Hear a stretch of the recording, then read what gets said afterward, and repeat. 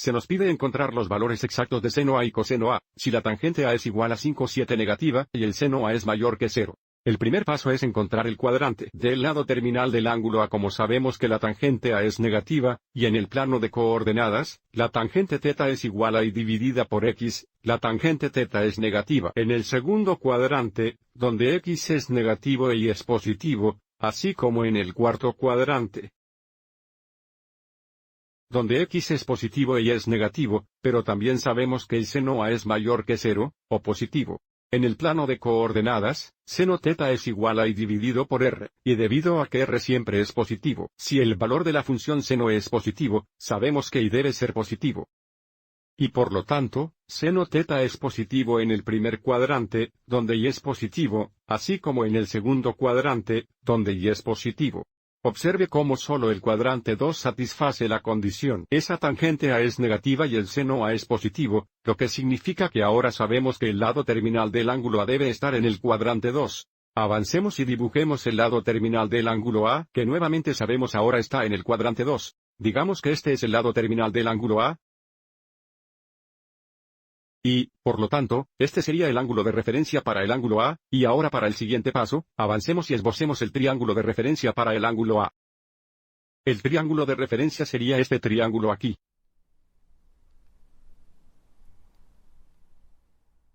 Y porque sabemos que la tangente A es igual a 5,7 negativa,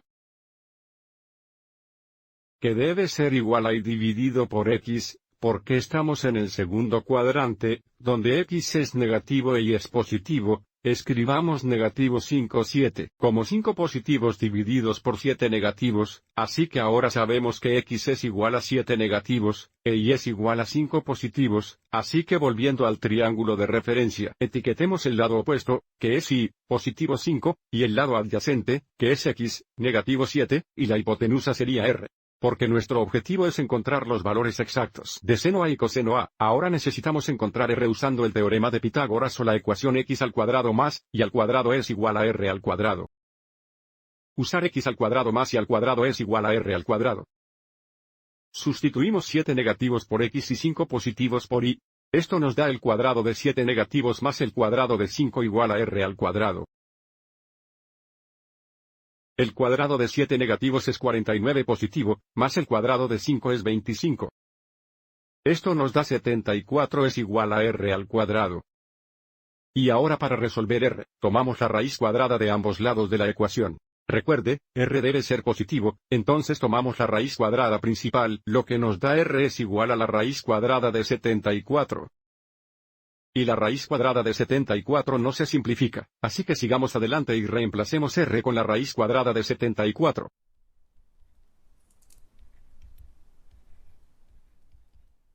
Ahora, encontremos el valor exacto del seno A y el coseno A. El seno A es igual a y dividido por r, lo que nos da 5 divididos por la raíz cuadrada de 74, o usando el triángulo de referencia, tenemos la relación del lado opuesto a la hipotenusa. Lo que nuevamente nos da 5 dividido por la raíz cuadrada de 74.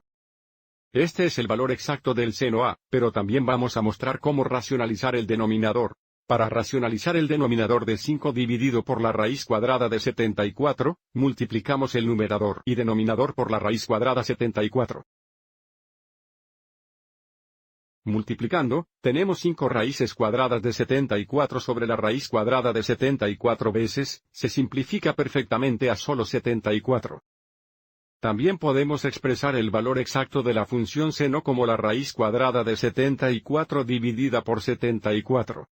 El coseno A es igual a x dividido por r, lo que nos da 7 negativos divididos por la raíz cuadrada de 74, o usando el triángulo de referencia, tenemos la razón del lado adyacente a la hipotenusa, que también nos da 7 negativos divididos por la raíz cuadrada de 74.